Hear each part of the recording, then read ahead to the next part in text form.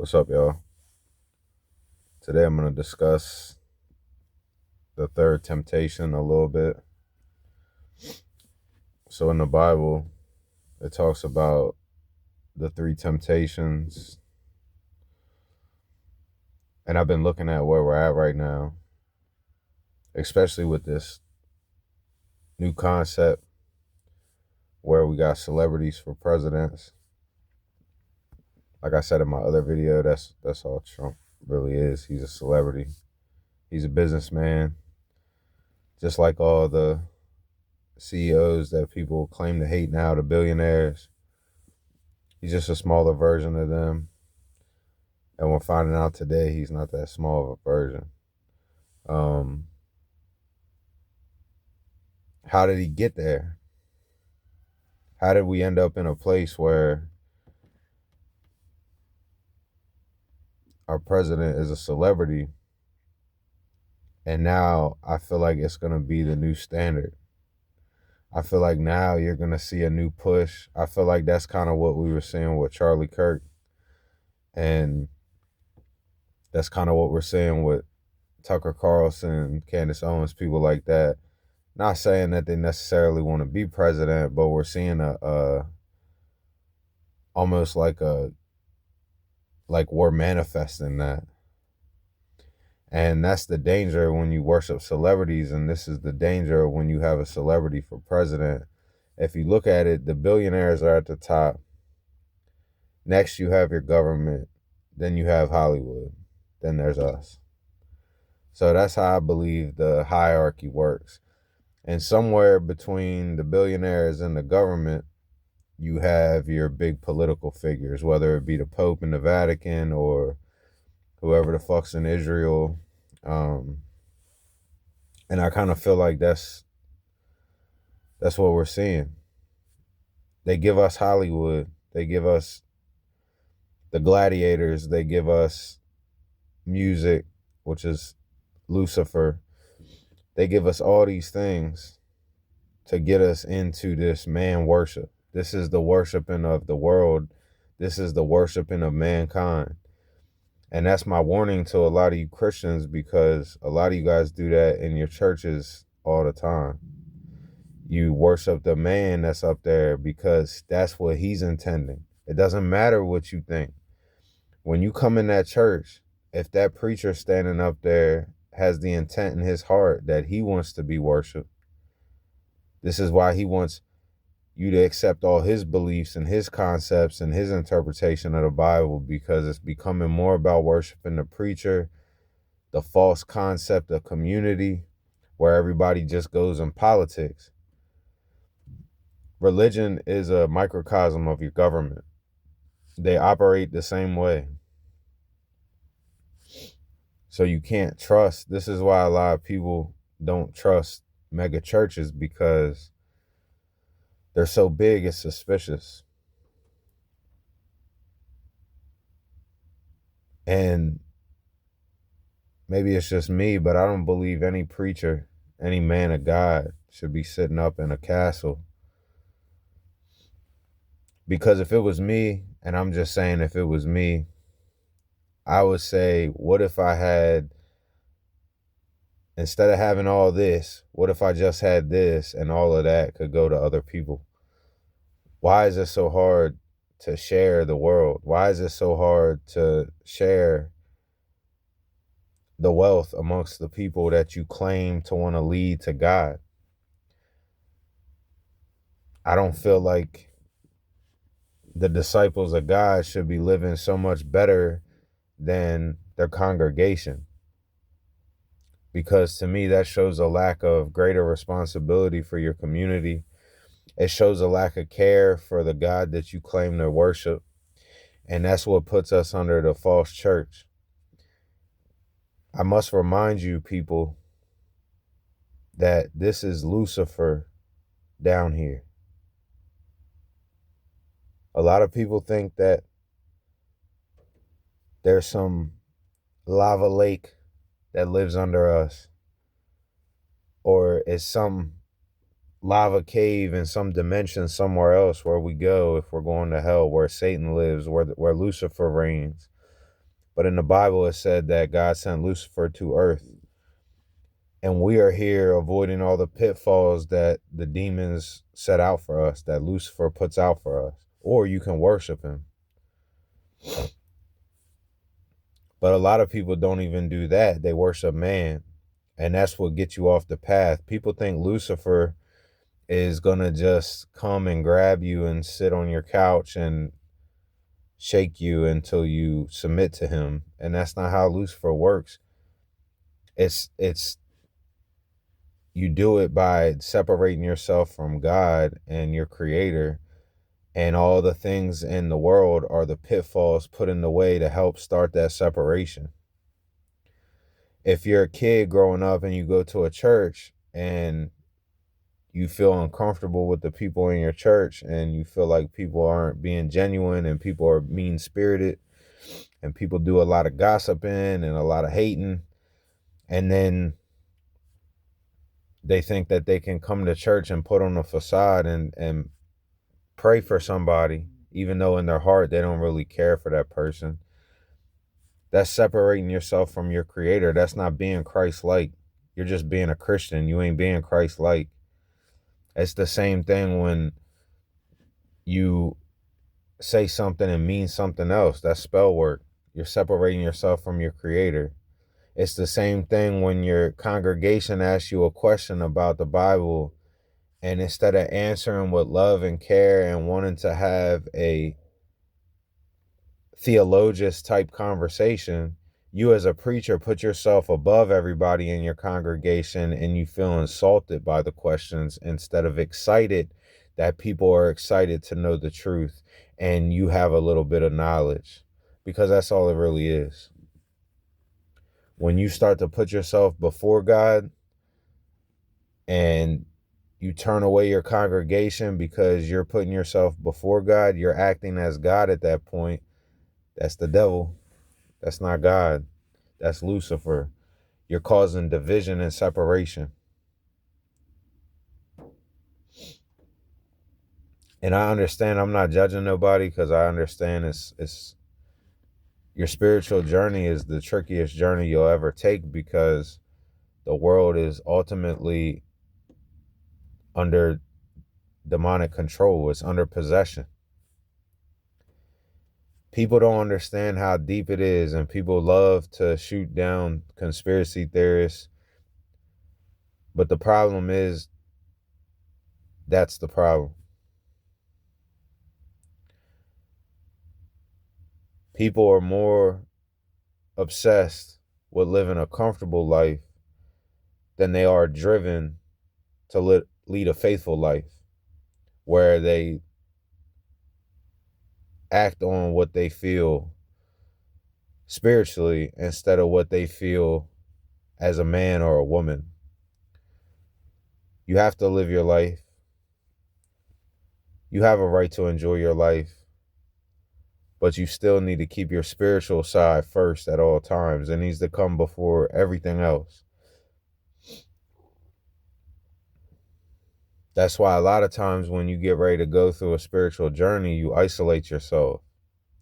If you isolate yourself on your spiritual journey and you come back into the fold and you're that same mean, hateful, shit-starting, nasty, vindictive, vengeful, mean-spirited, jealous, if you still come with all the same things, then there's no point in you isolating. You're isolating out of cowardice. You're not isolating because you're on a spiritual journey. You're hiding from your own self, and that's insane, because it's only you here. Nobody else exists. You're made in God's image. The God in you and the God you see out here.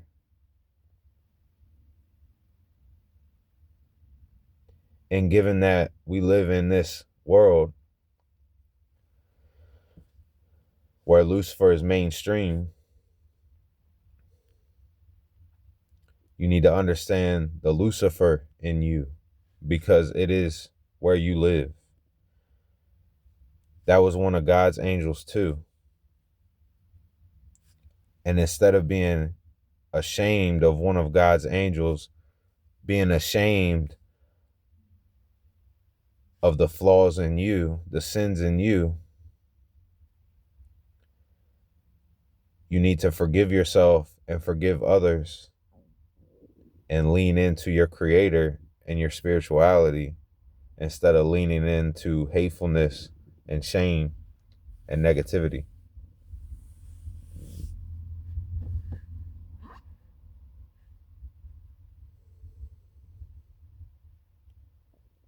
You need to mean what you say and practice what you preach.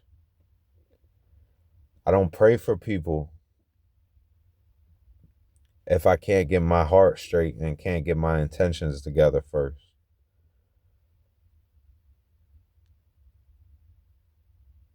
I won't talk to my creator. I won't channel and cross over and get into my spirituality if I'm not prepared as a vessel, if my space isn't prepared, if I'm not thoughtful and intent with what I'm doing.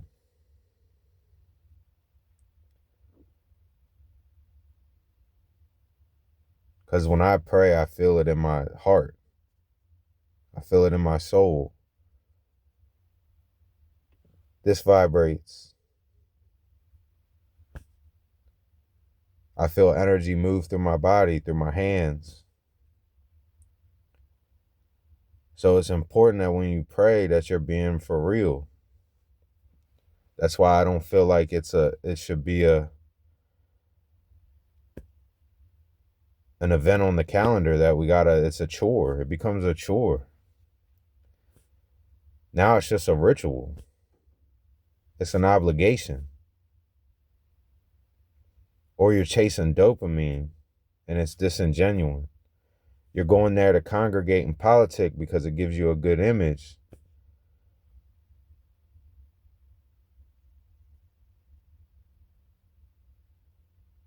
We've gotten so afraid of the Lucifer in us and our sins and the things that we do wrong based on the influences that we have.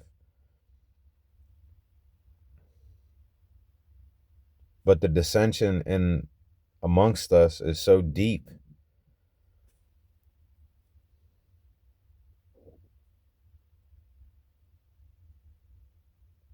And we're losing the war right in front of our faces and we don't realize it. And I'm not talking about the same recycle, rinse and repeat war that is actually happening that everyone can see. Because that's just copy and paste. That's why it keeps reoccurring. That's why everything looks the same, no matter who we get. That's why all the things stay the same and we just go in 10-year cycles, 20-year cycles, 30-year cycles. And everything seems repetitive because we're not doing anything to change it. We keep living in hell. Wake up. They said that hell would be the same nightmare on repeat. And a lot of you will say, speak for yourself. You just sound like somebody who's miserable. I'm not living in hell. Again, greater responsibility. Why don't you talk to the souls of those little girls that got blown up on our watch by our government and tell me you're not living in hell? You read the files and tell me you're not living in hell.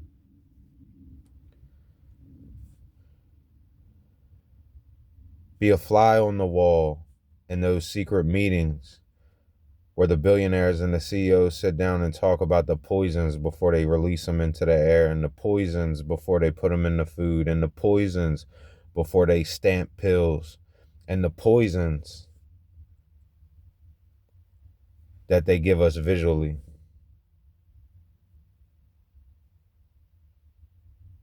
Subliminally.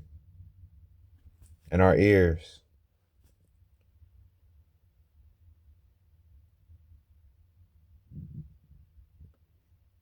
And the more we stay divided, and the more we keep telling ourselves the lie that we're not supposed to seek knowledge, that we're just supposed to live a happy, blind existence, That's the devil's trick.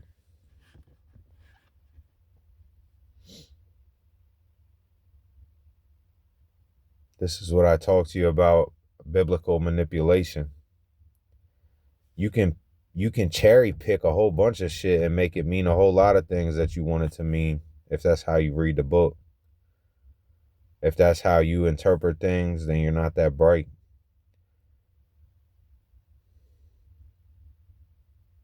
And I'm not dissing, I'm just saying that if you don't ask questions, you're not really reading. You're just consuming.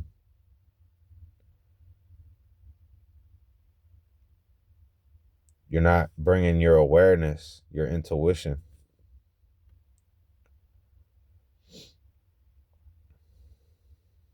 And that's fine, but you become perfectly possessed.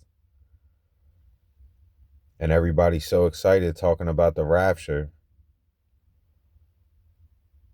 But where do you think you're going to go if there's a demon inside of you when it's time?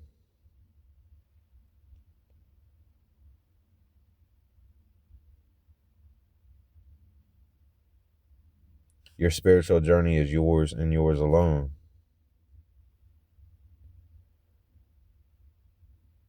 Why you think society forces us to have community? If you send your kids to school and they use discernment and awareness and intuition and instincts and pattern recognition, and they decide to only play with one kid or no kid and amuse themselves, and this school is a shock to their system, the lights are too bright, it's too loud, it's too chaotic, it's not about fun, it's not, learning isn't really happening here, it's just obedience.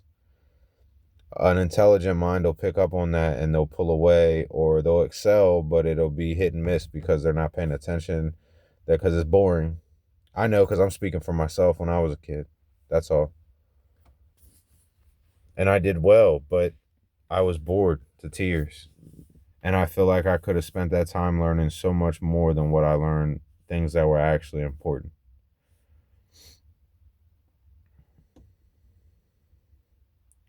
Imagine that, copy and paste it on a church. You could have learned so much more that was so much more important if you took the ball and ran with it for yourself. You take a turn with the ball. Stop listening to that man or woman every Sunday and read and learn for yourself and go on a spiritual journey. The most beautiful thing that God gave us was nature, and we don't even care about it anymore. We disrespect it. We don't enjoy time in it. We don't appreciate the sun. We don't appreciate the grass. We don't appreciate anything because we're too busy worrying about man. Too busy worshiping celebrities, trying to figure out what they got going on, what kind of drama's in their life, because it makes me feel closer to a celebrity. It's not real. It's not your spiritual journey. Being like them won't make you successful. Being like them will keep you right where you are. Because you don't know what you're seeing and you don't know what you're hearing.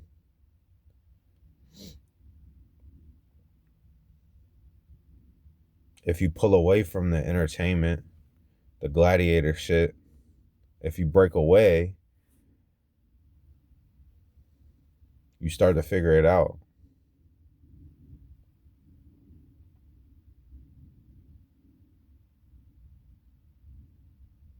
The spiritual journey is a solo journey. It's not a community participation thing. It's about you and your God, the God in you. How you gonna find the God in you if you're too busy looking into everybody else? You worshiping them. That's devil worship. You spend so much time obsessed and thinking about people that you don't like. That's devil worship. And you're gonna get what you're looking for. You're gonna get what you're asking for.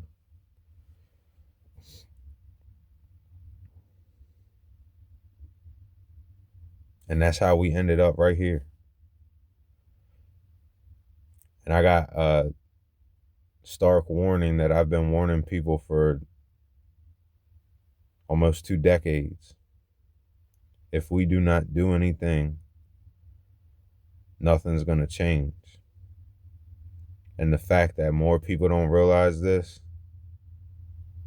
is proof of who's in control. Yes, God has the final say. Yes, God is in control. But I highly doubt that God put us here to do nothing. I highly doubt that God put us here to watch the devil take control and we don't even fight back. And we claim to worship Jesus and his mother and his father. We claim to look up to the disciples and the chosen ones, but we don't act like them.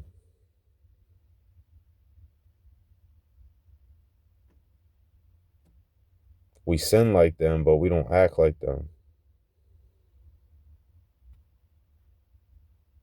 So I would encourage you all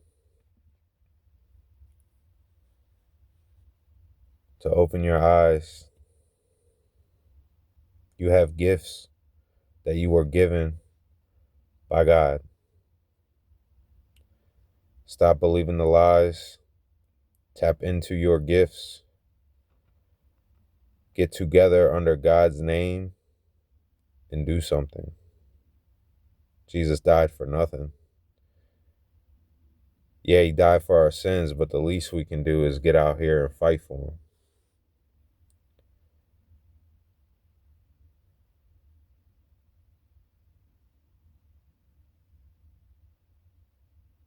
We don't protest the billionaires. We don't boycott the polls. We don't do anything. We don't do anything.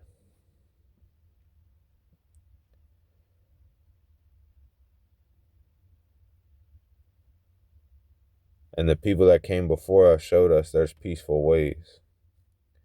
If you boycotted the billionaires, it will crush the economy and it will get their attention.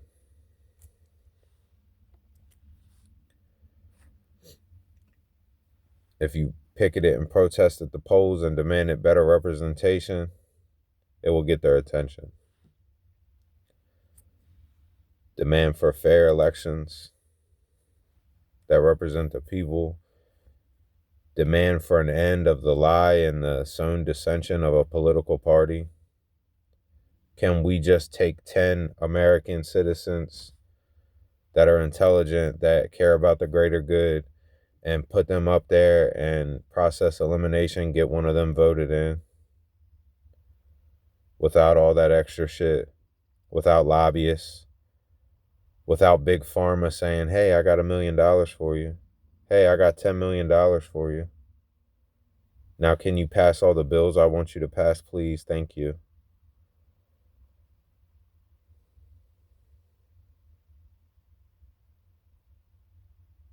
Got all the judges in their pockets, so internal affairs might as well just go take a piss. We're allowing it. We're allowing it. And they're going to keep giving you 1 out of 100, and that's going to make you happy. Stop falling for it. Because it's impacting generations. When did we lose our greater responsibility for the future? When did we stop caring?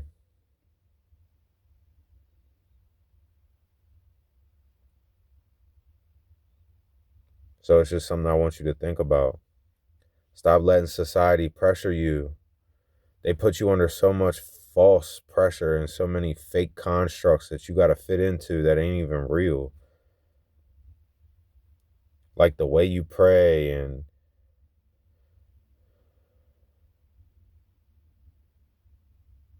who you like and what you like to wear and what you like to listen to and where you like to go and where you like to pray and who you choose to have a relationship and not, your sexuality, the way you carry yourself, your fitness, the stuff you eat. Like it's just judgment, judgment, judgment, judgment, judgment, judgment. Box, box, box, box, box. Hate, hate, hate, hate, hate. Worshiping the devil the whole time. Whether you want to acknowledge it or not, you don't have to acknowledge.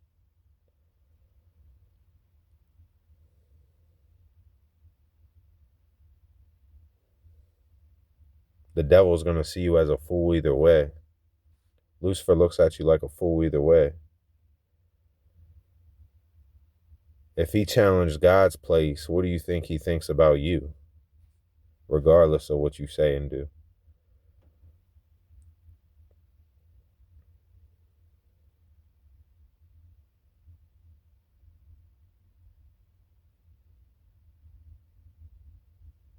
And I'm not saying this as a negative, I'm saying it as a positive. If you were put under false expectations, impossible expectations your whole life, and you were judged constantly by people who are not God,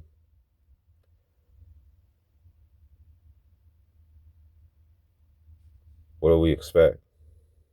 That's our society. So what do we expect? And it's sickening because it doesn't have to be that way.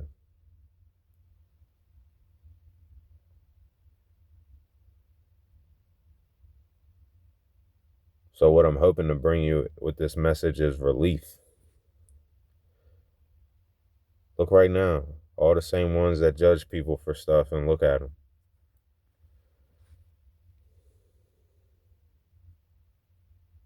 Can you live with yourself? That's all you got to ask. But first, you got to untie all the lies and sew ties of truth about yourself and not worry about all that. Then you can start to see. Then you find acceptance. Then you get your power back. You build a better relationship and understanding and appreciation for your creator instead of just, I know it's there, but it kind of pisses me off. Because that's how I felt a lot of my life. Why don't you do something? Is it bad enough yet? Are you going to do something? Still not bad enough for you to come down here? How bad does it got to get? But then I realized God's not stalling out of fear or incapability.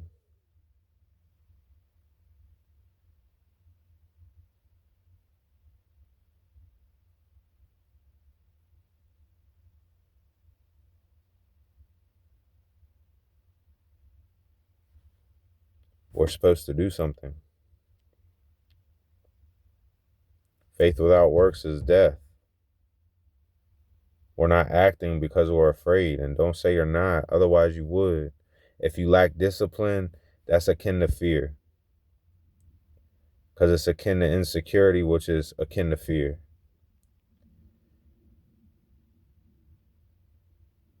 So just think about it. Don't be so hard on yourself. Stop letting people tell you who you are and what's okay and what's not, and stop letting people put you in boxes. Stop letting people lie to you and bullshit you and set fake expectations for you. Stop letting people tell you you got to be something that they never was. Stop letting people play with you. Break away. Your spirituality is your journey, no one else's. You don't need an audience, and you don't need somebody to tell you how to do it. Just look within and then look without. Get yourself in nature. Get back to your roots. We all have them. Stop letting these people come up here and tell you like there's only one group that has the roots, that has the know, that comes from a tribe. We all do. We all come from tribes somewhere. We all got roots. And they were all grounded in nature. Not in a fucking church, not in a school, not in a police department, not in a White House.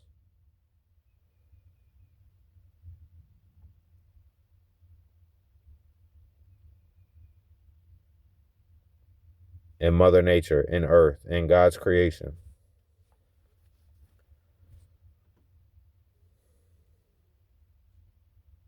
Be kind to others, love your family, treat them well. If you have flaws or things that get in the way in that, work on it.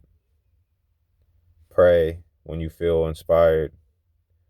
Pray when you feel lost. Pray when you want to give gratitude.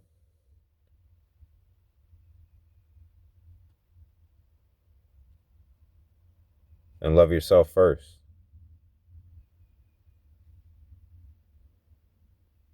You deserve it, and you don't need it to come from without. Give it to yourself first. Stop letting people trick you and break you. Nobody's better than anybody else out here. It just all comes down to choices and knowledge. That's it.